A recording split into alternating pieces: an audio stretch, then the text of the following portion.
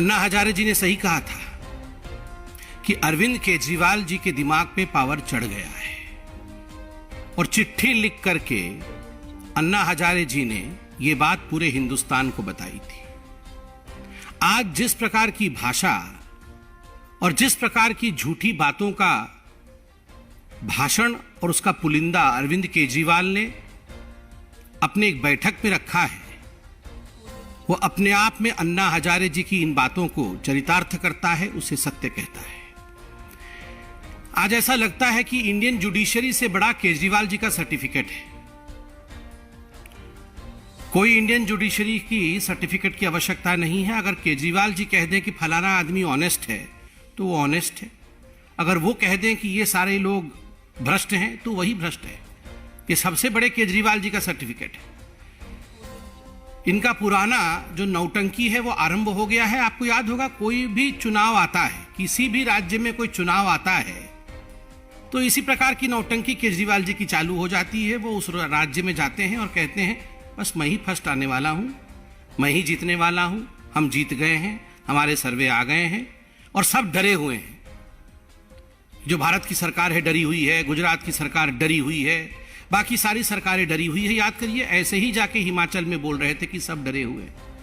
पूरी की पूरी पार्टी हिमाचल की जो आम आदमी पार्टी है वो आज पता नहीं कहां डिसइंटीग्रेट हो गई है, दिख ही नहीं रही, सब छोड़ के चले गए। उत्तराखंड में जाके इसी प्रकार का भाषण कर रहे थे कि चुनाव आ गया है जी, हम तो जीत जाएंगे, हम तो फर्स्ट आने वाले हैं। सीएम का कैंडिडेट भी घोषित कर दिया था उनके पार्टी के अध्यक्ष को। याद करिए किस प्रकार से उनके पार्टी के अध्यक्ष ने खुद आम आदमी पार्टी को छोड़ दिया। मुझे तो आश्चर्य हो रहा है अभी तक जो बाइडेन पे हमला क्यों नहीं बोला है। ये जो बाइडेन भी डरे हुए हैं आम आदमी पार्टी से और केजरीवाल से, और वहां भी उनकी पॉपुलैरिटी बहुत ज्यादा है, क्योंकि विश्व में तो बात ही हो रही है। इनकी हो हल्ला क्लिनिक इत्यादि इत्यादि के बारे में पूरे विश्व में बात हो रही है। तो अब डरना सिर्फ बाइडेन जी को बाकी है, बाकी तो सब डरे ही हुए। बंधुगण, आत्ममुग्धता जिसको अंग्रेजी में मेगालोमैनियक कहते हैं, इस विषय में सुना था मगर आज पहली बार हमने देखा। 2 राज्य में सरकार बनने के बाद मैं भगवान बन गया हूं। अरविंद केजरीवाल जी अब भगवान बन गए। मानव इतिहास में इंसान से भगवान बनने का ये जो सफर है, इतने कम समय के अंदर पूरा करने वाला वो पहले व्यक्ति कान्हा बन गए हैं। केवल भगवान ही नहीं, कान्हा और कृष्ण और राक्षसों का वध कर रहे हैं। एक्साइज चोरी करने वाला, शराब में से कट खाने वाला अपने आप को माखन चोर से कंपेयर कर रहा है। कमाल है। इस लेवल का मेगालोमैनिक एटीट्यूड हमने किसी भी नेता, अरे महात्मा गांधी जिन्होंने हिंदुस्तान को आजाद कराया, उन्होंने कहा मैं हिंदुस्तान का सेवक हूं, वो साधारण व्यक्ति बने रहे। 18 राज्यों में हमारी सरकार, हम कहते हैं कि हम लोग सेवक हैं, जनता जनार्दन है, भगवान कोई है तो वो जनता है। और यहां केजरीवाल जी कान्हा बन गए, भगवान बन गए। वाह। ये अमानतुल्लाह खान, अभी मैं टीवी में देख रहा था कि जब इनके घर में रेड हुई तो बदसलूकी की गई। जो लोग आए थे अधिकारी, उनके साथ मारपिटाई इत्यादि बदसलूकी की गई। उनके घर से हथियार भी बरामद हुए, ये मीडिया वाले दिखा रहे हैं। लाखों रुपए बरामद हुए, यह भी मीडिया में चल रहा है। और ये कान्हा है, ये अमानतुल्लाह खान कान्हा है। ये ताहिर हुसैन जो इनका काउंसिलर, अपने घर के छत के ऊपर जिसने बम रखे थे, जिसने अपने घर के ऊपर पेट्रोल बम रख करके लोगों की हत्याएं में जिसकी साजिश थी, वो संविधान को बचाने का काम कर रहा था। ये भगवान है। मुझे आश्चर्य होता है कि आज अरविंद केजरीवाल ने कहा कि हम ईमानदार, कट्टर ईमानदार लोग हैं। इतिहास में सबसे कम समय के अंदर अगर किसी सरकार में सबसे ज्यादा मंत्रियों को भ्रष्टाचार के आरोप के कारण इस्तीफा देना पड़ा हो तो अरविंद केजरीवाल की पार्टी की है। याद करिए, नया नया दिल्ली में सरकार अरविंद केजरीवाल जी का बना था। तो जितेंद्र तोमर को लेकर अरविंद केजरीवाल जी उस समय भी इसी प्रकार से भाषण दे रहे थे और कह रहे थे ये तो मोदी जी, ये तो सरकार डर गई है, वरना सबसे पढ़ा लिखा इंसान तो जितेंद्र तोमर है। बाद में सारी फर्जी डिग्रियां निकली तो जितेंद्र तोमर को चुपके से मंत्रिमंडल से निकाल दिया है। पार्टी से नहीं निकाला है, मंत्रिमंडल से निकाला है। जो इतना कट्टर ईमानदार है वो पार्टी से नहीं निकाला है, केवल मंत्रिमंडल से। राशन कार्ड किस प्रकार इनके संदीप कुमार बनाते थे, महिलाओं के सम्मान के विषय में बात कर रहे थे, वो तो सीडी बन के सामने आ गई, तब पूरी दुनिया ने देख लिया, वरना ये तो संदीप कुमार को भी बचाने में लगे हुए थे। अभी भी संदीप कुमार आम आदमी पार्टी में, पार्टी से बाहर नहीं गए। ये असीम खान इनके मंत्री थे, रंगे हाथ पकड़े गए, वो भी सीडी बन गई। और सीडी बन के जब वीडियो सामने आ गई तो कोई गति नहीं रही, कोई उपाय नहीं रहा, तो उनको बाहर निकालना पड़ा। मगर ये असीम खान भी आम आदमी पार्टी में। ये सारे भ्रष्टाचारी जिनको आम आदमी पार्टी और केजरीवाल ने खुद अपने पार्टी से निकाला था, ये सारे भ्रष्टाचारी लोग आम आदमी पार्टी में हैं और कान्हा बने हुए हैं। ये भगवान है।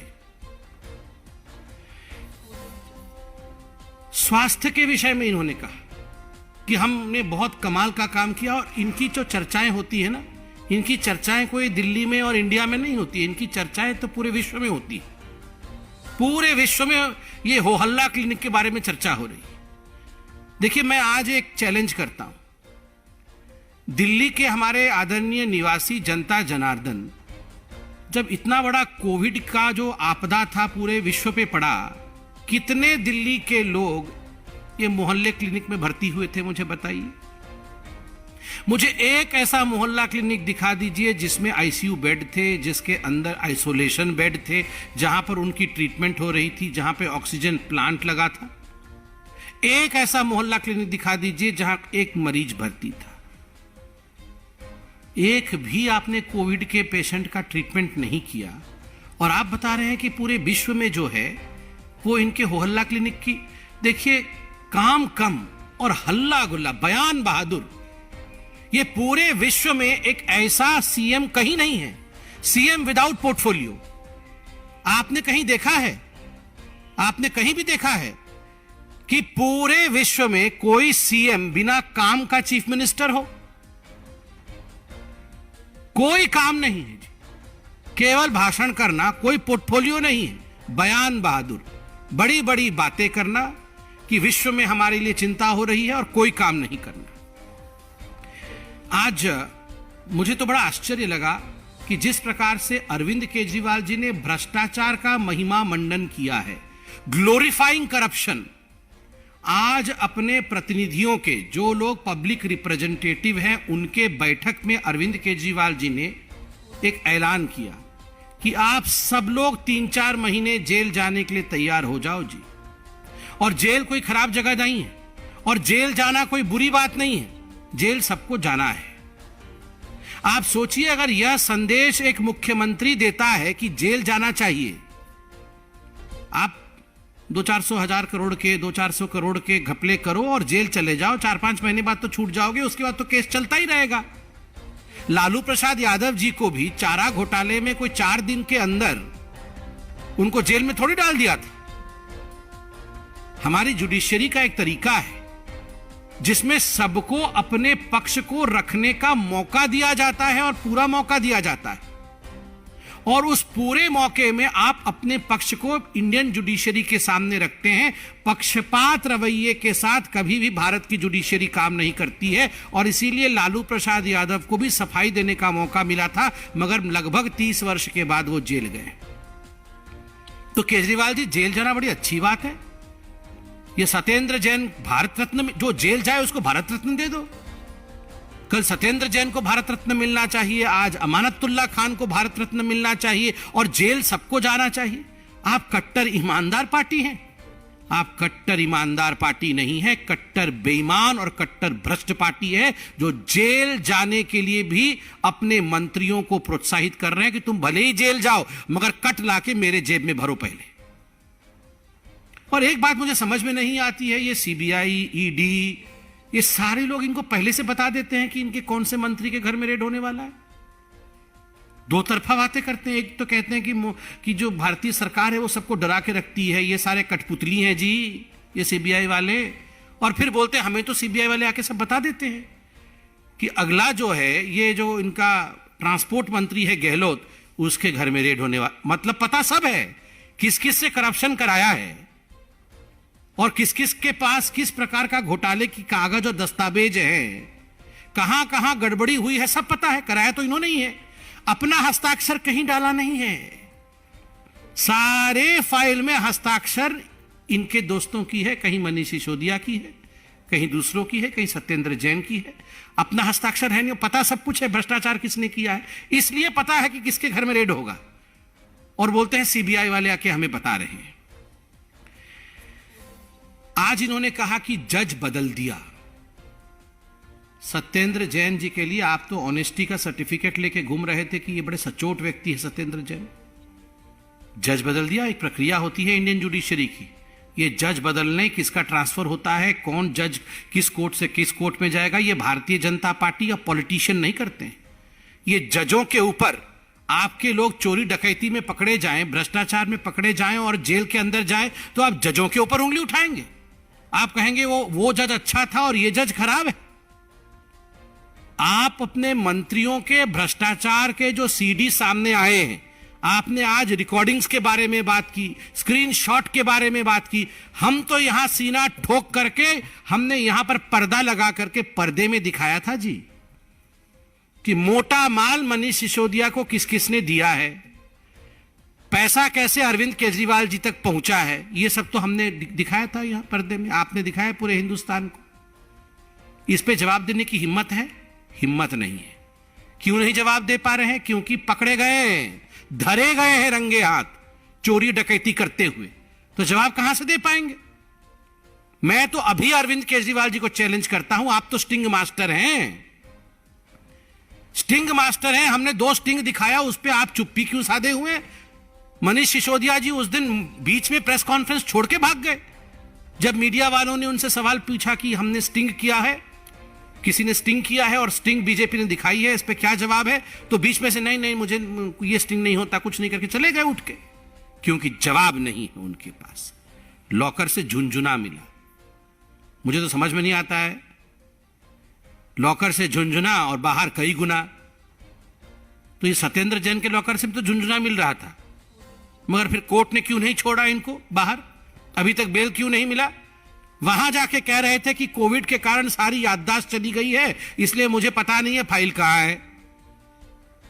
देखिए, इस देश में बिल्कुल कानून स्पष्ट है। गरीब हो, अमीर हो, मंत्री हो, एविडेंस के आधार पर बेल मिलती या नहीं मिलती है, उसके आधार पर कस्टडी दी जाती है या नहीं दी जाती है। कस्टडी दिया गया, आज तक बेल नहीं मिला, क्योंकि कट्टर भ्रष्ट हैं, कट्टर भ्रष्ट। पंजाब में बोला बीज डाल दिया पेड़ बन गया। आज बोल रहे थे कि भगवान आके बीज डाल गए और 10 दिन में पेड़ बन गया। ऐसा तो 10 दिन में अरविंद केजरीवाल जी कोई बरगद का पेड़ नहीं बनता है, कांटेदार झाड़ बनती है। 10 दिनों के अंदर पेड़ बन गया इनका। और 10 दिनों के अंदर इनके स्वास्थ्य मंत्री थे पंजाब के, उनकी भी सीडी आ गई, फिर उनको निकालना पड़ा। तो कांटेदार झाड़ है ये, भ्रष्टाचार में लपटे हुए झाड़। ये पेड़ नहीं है छांव देने वाले, ये फलदार वृक्ष नहीं है। मैं आज मीडिया को भी धन्यवाद देना चाहता हूं। मीडिया के विषय में भी बहुत कुछ कहा गया। मीडिया के विषय में कहा गया कि आप लोग डरे हुए हैं। बिल्कुल, भारत की मीडिया, भारत की जुडिशरी कोई डरी हुई नहीं है। बहुत प्रलोभन देने की कोशिश ये केजरीवाल जी की पार्टी 3000 गुना अपना विज्ञापन बढ़ा करके मीडिया के माध्यम से प्रलोभन देने की कोशिश कर रही थी, मगर मीडिया कभी झुकी नहीं। मीडिया ने कभी भी इनके गलत कामों में इनका साथ नहीं दिया। इसी कारण से आज अरविंद केजरीवाल जी कहीं ना कहीं बौखलाए हुए थे, क्योंकि वो चाह रहे थे कि मनीष सिसोदिया ने ये जो मोटा माल खाया है, और ये अरविंद केजरीवाल जब तो तार जुड़े हुए हैं मनीष सिसोदिया के, ये सारा विषय ब्लैकआउट कर दिया जाए और कोई दिखाए नहीं, क्योंकि ये एडवर्टाइजमेंट देते हैं। अरविंद जी, ये एक मैच्योर डेमोक्रेसी है। इस मैच्योर डेमोक्रेसी में हमारी मीडिया आप प्रलोभन कितना भी दे दीजिए, जो हकीकत है उसे दिखाकर ही छोड़ेगी। ये एक फोन नंबर जारी किया है केजरीवाल जी ने कि वो फोन करने से भारत नंबर 1 बन जाएगा। अरविंद केजरीवाल जी, नंबर 2 के काम करने से भारत नंबर 1 कभी नहीं बन पाएगा। अगर आप नंबर 2 के काम करेंगे, आप शराब घोटाला करेंगे, तो भारत नंबर 1 कभी नहीं बनेगा। अगर राशन कार्ड में आप महिलाओं का उत्पीड़न करेंगे, तो भारत नंबर 1 कभी नहीं बनेगा। यदि आप डीटीसी बस खरीदने में हजारों करोड़ का घोटाला करेंगे, तो भारत नंबर 1 कभी नहीं बनेगा। 500 स्कूल बनाएंगे बोल करके, पुराने स्कूलों को रंग रोगन करके, आज आप अगर लिस्ट नहीं दे पाएंगे स्कूलों का, तो भारत नंबर 1 कभी नहीं बनेगा। आपके स्वास्थ्य मंत्री पंजाब में जाकर यदि भ्रष्टाचार करेंगे, तो भारत नंबर 1 कभी नहीं बन पाएगा। और आप कह रहे थे कर्ज में नहीं है दिल्ली। कर्ज का पूरा कच्चा चिट्ठा लेके आया हूं। यह सीएजी की रिपोर्ट है, कोई भारतीय जनता पार्टी का दस्तावेज नहीं है। क्या कहती है CAG? The Delhi government's debt increased by nearly 7% in the 4 years period up to 2019-20। 4 वर्षों में 7 गुना बढ़ गया जो दिल्ली का डेट, जिसको डेट को हिंदी में कर्ज कहते हैं। क्यों बढ़ गया ये आप सभी जानते हैं। The debt increased by rupees 2268.93 crore, लगभग 3000 करोड़ का कर्ज दिल्ली के ऊपर। और क्यों ना हो, जब आप 144 करोड़ रुपया शराब ठेकेदारों का माफ कर देते हैं, जब डिस्कॉम के साथ जिस प्रकार का आप देख रहे हैं बिजली को लेकर घोटाला कर रहे हैं, आप डीटीसी बस में हजारों करोड़ का घोटाला कर रहे हैं, तो 3000 करोड़ का जो कर्जा है वो तो होगा। फिर भी सीएजी कहती है जो सरप्लस दिल्ली में दिखाया जाता है ना, वो क्यों दिखाया जाता है, मैं पढ़ देता हूं। The Delhi government has been able to maintain revenue surplus on account of pension liabilities of its employees being borne by the central government, the report printed. In addition, expenditure of the Delhi police is also borne by the Ministry of Home Affairs, the government of India. ये भारत सरकार आपको पैसा देती है law and order के लिए। भारत सरकार सारा पेंशन की लायबिलिटी उठा लेती है, इसलिए आपके लोन को सूझने का काम भारत सरकार कर रही है। अरे केजरीवाल जी, हम केरल जाते हैं तो वहां पर पेज खोलो किसी अखबार का, तो वहां केजरीवाल जी टोपी पहन के बैठे हुए हैं, मैं कान्हा हूं। आप गुजरात जाएंगे तो वहां पर टोपी पहन, मैं कान्हा हूं। आप अंडमान निकोबार जाएंगे तो सरकार आपकी दिल्ली में है, और अंडमान निकोबार में टोपी पहन के हर अखबार के पहले पन्ने पर करोड़ों करोड़ रुपए खर्च करके, मैं कान्हा हूं, मैं भगवान हूं। अरे आप दिल्ली में हैं, आप अंडमान निकोबार के अखबार में क्यों दे रहे हैं, पैसा खर्चा कर रहे हैं? किसका पैसा है ये दिल्ली की जनता का पैसा है, जो आप अंडमान निकोबार में, दमन दीव में, केरल में, गुजरात में, हिमाचल में, जम्मू कश्मीर में, हर जगह आप पैसा खर्चा कर रहे हैं अपने आप को चमकाने के लिए। यह पैसा दिल्ली की जनता का है। मैं इतना ही कहना चाहता हूं बंधुवन कि जहां तक गुजरात का सवाल है, यह गरवी गुजरात है। यह गरवी गुजरात कभी भी दिल्ली के तुगलक से नहीं चलेगा। दिल्ली का तुगलक जो मेधा पाटकर को वहां का सर्वे सर्वा मानता है, दिल्ली का तुगलक जो सोचता है कि मेधा पाटकर ही उनकी नेता है, जिस मेधा पाटकर ने विकास के कामों को गुजरात में रोका, उस मेधा पाटकर के नाम पर आप गरवी गुजरात को कभी झुका नहीं सकते। गुजरात की जनता है साहब, गरवी गुजरात की जनता।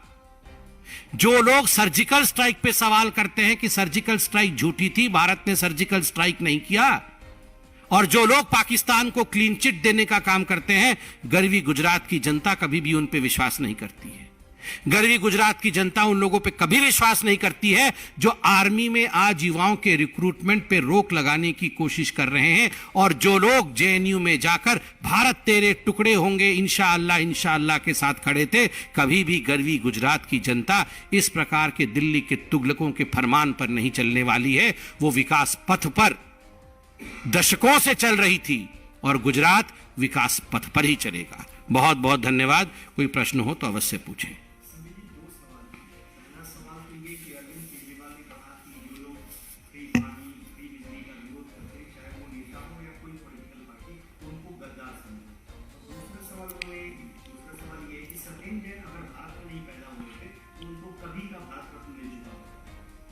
पहली बात तो है, गद्दार किसको समझा जाए ये हिंदुस्तान की जनता जानती है। जो लोग सर्जिकल स्ट्राइक पे आर्मी के ऊपर सवाल उठाते हैं और आर्मी से सबूत मांगते हैं, पाकिस्तान को क्लीन चिट देने का काम करते हैं, वो गद्दार हैं। और मुझे तो समझ में नहीं आ रहा, अरविंद केजरीवाल कह रहे हैं अगर सत्येंद्र जैन भारत में पैदा नहीं होते तो वो भारत रत्न उनको मिल जाता। मुझे समझ में नहीं आता ये कैसे हो जाता। मतलब पैदा ही भारत में नहीं होते और वो भारत रत्न बन जाते। मतलब मुझे अब खैर अरविंद केजरीवाल भगवान है, अब उन्हीं से पूछिएगा क्यों ऐसा बोला उन्होंने। वो कुछ भी कर सकते हैं, भगवान है ना।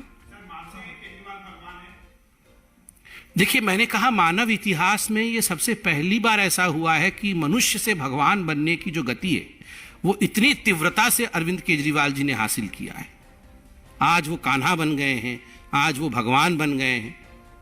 Best of luck to him.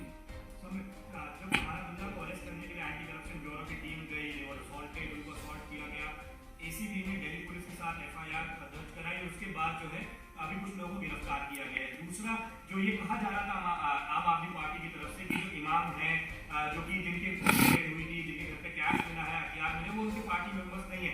लेकिन अभी पता लगा है कि वो आम आदमी पार्टी के वार्ड के इंचार्ज पे उनकी कई पिक्चर्स भी हैं अमानतुल्लाह खान के साथ। क्या कहें?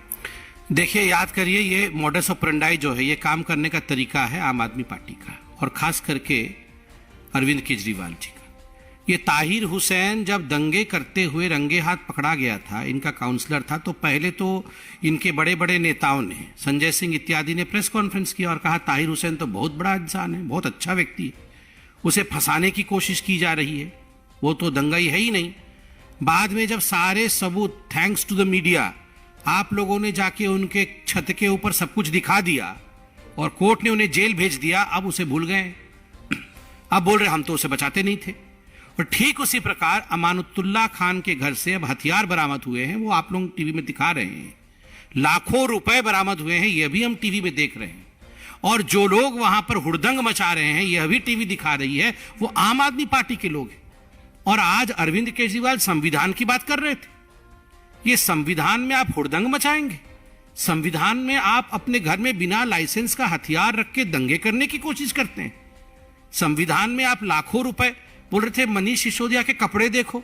एक तो मुझे आज बड़ा आश्चर्य लगा, इन्होंने भ्रष्टाचार का डेफिनेशन ही बदल दिया है। जो व्यक्ति सुबह जल्दी उठता है वो भ्रष्टाचारी हो ही नहीं सकता है, क्योंकि मनीष सिसोदिया 6 बजे उठते हैं तो भ्रष्टाचारी नहीं है।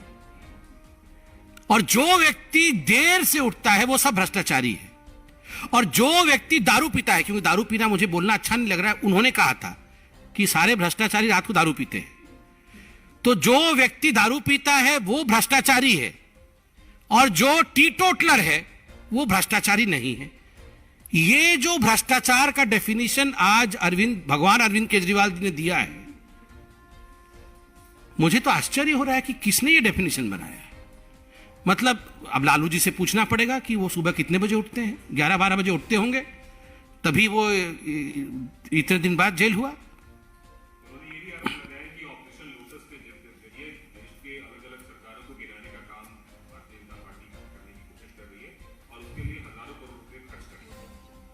नहीं, देखिए, ये तो कभी कभी ऐसा लगता है कि हमारे पार्टी के ट्रेजरर ही यही हैं।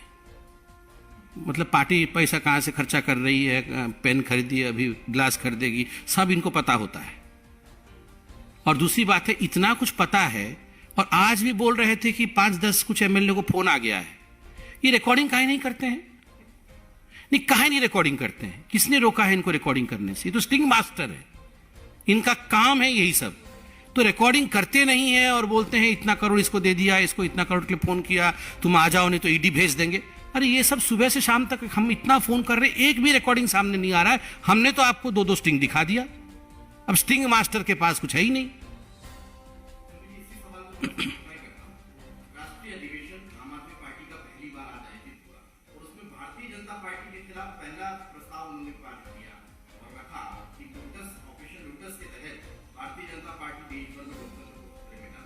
नहीं, ये तो अनर्गल बोल ही जा रहे हैं।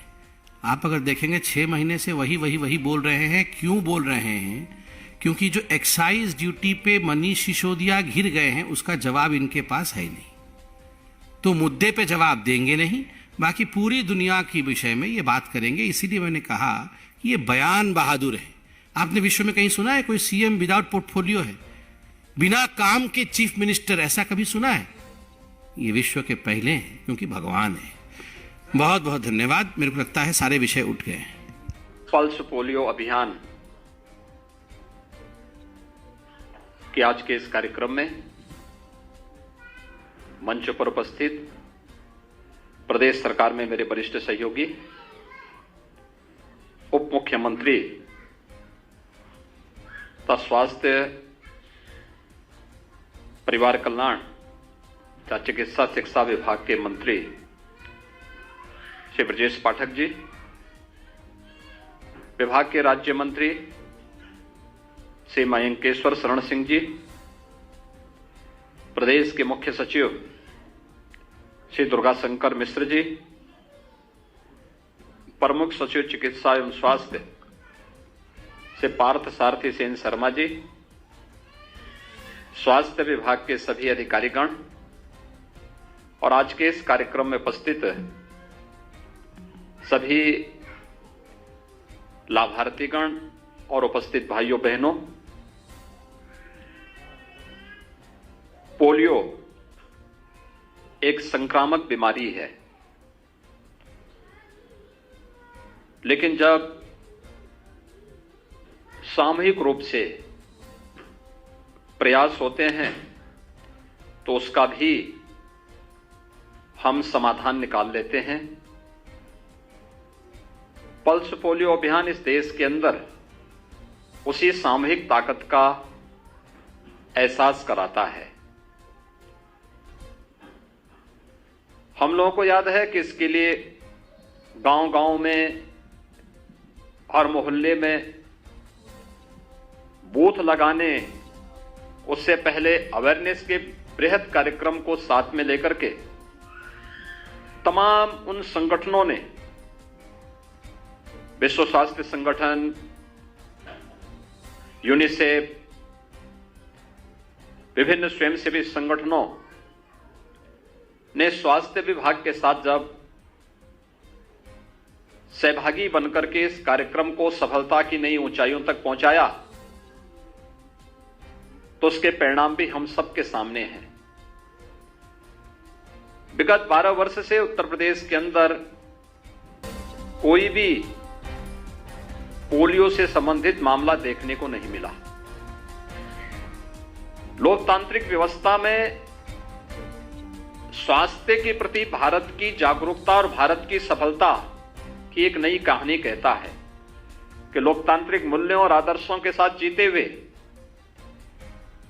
135 करोड़ लोग इस संक्रामक बीमारी से मुक्त हुए हैं, लेकिन संक्रामकता होने के नाते यह बीमारी आसानी से एक जगह से दूसरी जगह संक्रमित हो सकती है। इस दृष्टि से पाकिस्तान, अफगानिस्तान और दुनिया के कुछ ऐसे चुनिंदे ऐसे देश बचे हैं जहां पर अभी भी उस पर लोगों ने नियंत्रण नहीं कर पाए हैं। उसके परिणाम स्वरूप इस सतर्कता के लिए प्रतिवर्ष पोलियो उन्मूलन के लिए पल्स पोलियो अभियान शासन के स्तर पर संचालित हो रहा है। हम सब जानते हैं पोलियो यानी 2 बूंद पोलियो की ड्रॉप की पिलाने से एक बच्चे को जीवन पर्यंत स्वस्थ रखा जा सकता है, और जहां भी लापरवाही हुई है यह शारीरिक रूप से उस व्यक्ति को दिव्यांग बना देता है, उस बच्चे को दिव्यांग बना देता है। यह एक राष्ट्रीय क्षति है, और उस राष्ट्रीय क्षति को रोकने के लिए दुनिया भर के स्वास्थ्य विशेषज्ञों ने अपनी चिंता जब व्यक्त की और उसके बाद WHO, यूनिसेफ जैसी संस्थाएं इसके साथ जुड़ी, आज उसके परिणाम हम सबके सामने हैं कि भारत ने पोलियो उन्मूलन के लक्ष्य को 1 दशक पहले ही पूरी तरह सफलता की नई ऊंचाइयों तक पहुंचा करके न केवल पोलियो का बल्कि मलेरिया, कालाजार जैसी तमाम अन्य बीमारियों पर भी प्रभावी नियंत्रण करने की दिशा में कदम बढ़ाए हैं। अभी मैं कुछ दिन पहले पूर्वी उत्तर प्रदेश के दौरे पर था।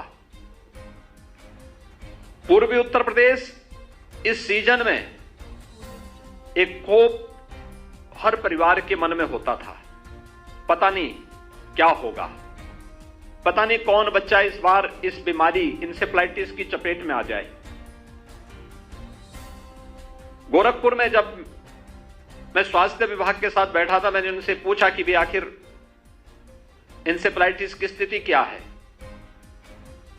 क्योंकि मैं तो पिछले 30 वर्षों से उसका चश्मदीद रहा हूं कि कैसे इंसेफ्लाइटिस से 1 वर्ष से लेकर के 15 वर्ष तक के बच्चों की मौत की एक श्रृंखला लगती थी। इस सीजन में मध्य जुलाई से लेकर के मध्य नवंबर तक इस सिलसिला चलता था। और इस बार हम सितंबर माह में, मैंने 15 सितंबर को ही इसे पूछा, मैंने कहा आखिर क्या स्थिति है।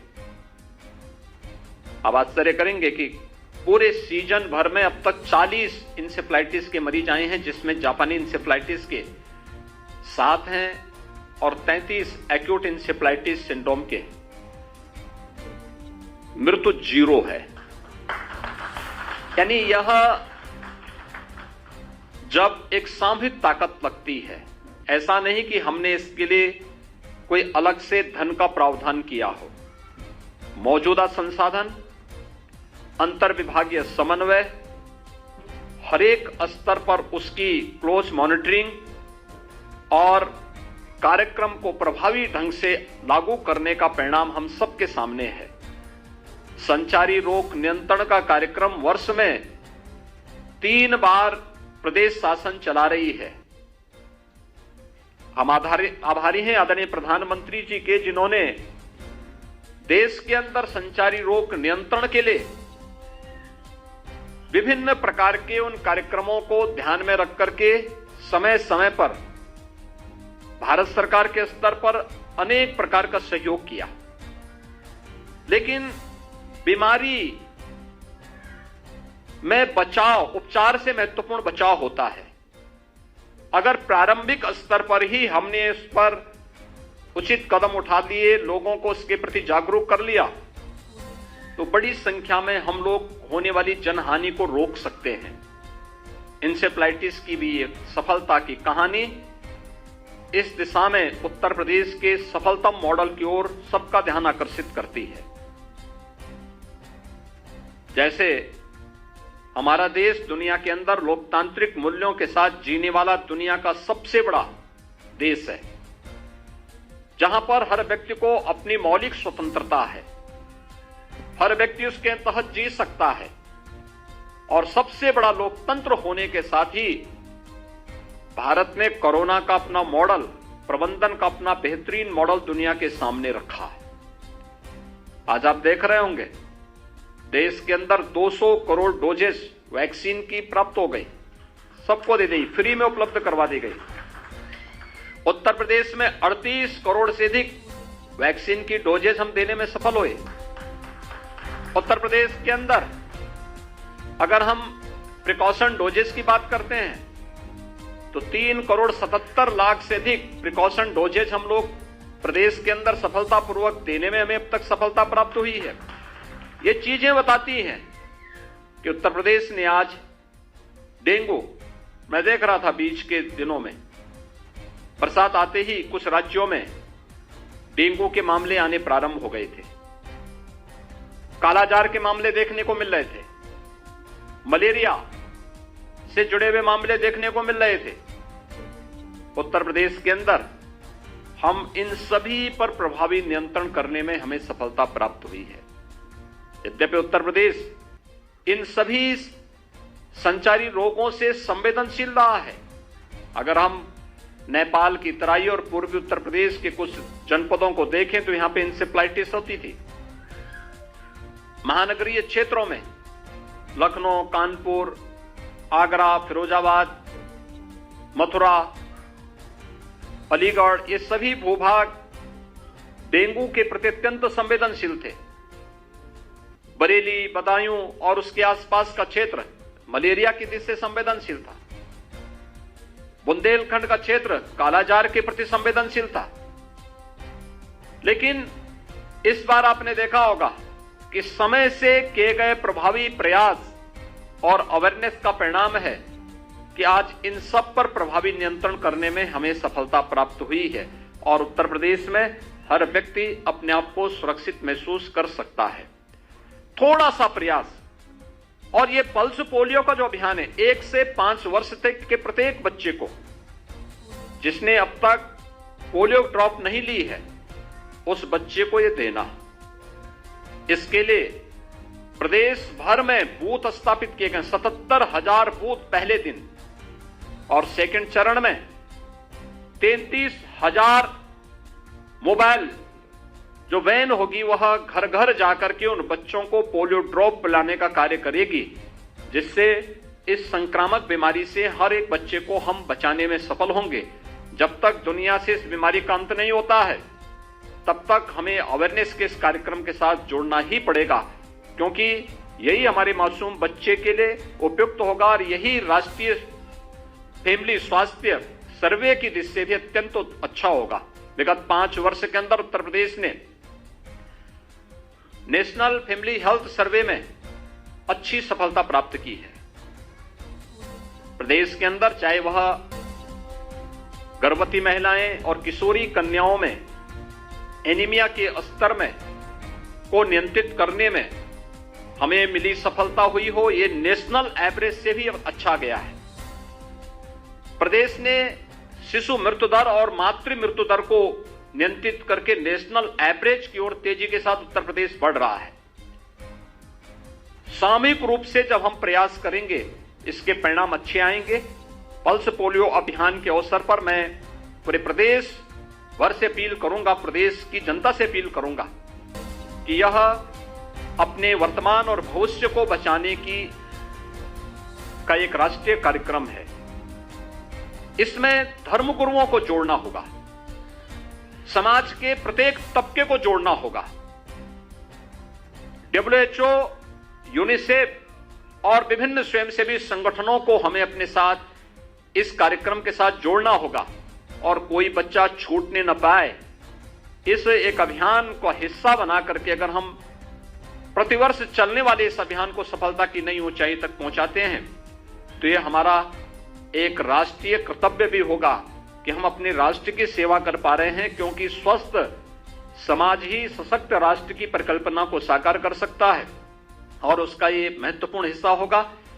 साथ ही साथ मैं इस बात की भी अपील करना चाहूंगा कि जितने प्रकार के टीकेकरण का अभियान है, उन सबको हर बच्चे को दिया जाना चाहिए और हम मासिक रूप से जो भी अभियान चलते हैं उन कार्यक्रमों के साथ जुड़ेंगे। हम लोगों ने कन्या और प्रधानमंत्री जी के बेटी बचाओ बेटी पढ़ाओ अभियान को सफलता की नई ऊंचाई तक पहुंचाने के लिए प्रदेश भर में एक कार्यक्रम भी चलाया है कि बेटी यानी मुख्यमंत्री कन्या सुमंगला योजना के माध्यम से बेटियों की सुरक्षा, उनके संरक्षण और उनके प्रति कोई भेदभाव न हो, इसके बारे में भी कि बेटी के जन्म लेते ही सरकार एक निश्चित धनराशि देगी। बेटी 1 वर्ष की होगी और सभी प्रकार के टीकों से उसे आच्छादित करेंगे, तब भी हम एक राशि उस बेटी के नाम पर परिवार को उपलब्ध करवाएंगे। बेटी पहली क्लास में एडमिशन लेगी तो भी बेटी के नाम पर कुछ पैसा हम उपलब्ध करवाएंगे। बेटी 5वीं क्लास पास करके जाएगी तो भी हम पैसा उपलब्ध करवाएंगे।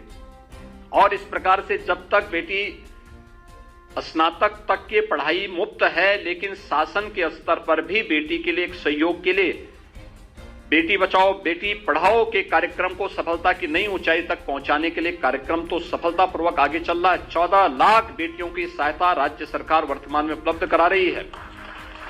साथ साथ मुख्यमंत्री सामूहिक विवाह योजना के माध्यम से भी दहेज रहित विवाह को हम प्रोत्साहित कर सकें। 2 लाख से अधिक बालिकाओं का दहेज रहित विवाह तक प्रदेश के अंदर संपन्न होना और प्रत्येक विवाह में 51,000 रुपए की राशि शासन के स्तर पर उन परिवारों को उपलब्ध करवाने का कार्य भी संपन्न किया गया है। आज के इस कार्यक्रम में पल्स पोलियो अभियान को हम लोग नई ऊंचाइयों तक आगे बढ़ाएंगे। इस विश्वास के साथ मैं स्वास्थ्य विभाग को और सभी संबंधित विभाग को जो इस कार्यक्रम के साथ जुड़े हुए हैं, विभिन्न स्वयंसेवी संगठन जुड़े हैं, विभिन्न धर्मार्थ संस्थाएं इसके साथ जुड़ी हुई हैं, सभी धर्म गुरुओं को जोड़ने, WHO को जोड़े, यूनिसेफ जैसी 5 जैसी संस्थाओं को इसके साथ जोड़ने में हम सफलता की एक नई कहानी लिखने में सफल होंगे। इस पूरे कार्यक्रम की प्रति मेरी शुभकामनाएं। धन्यवाद। जय हिंद।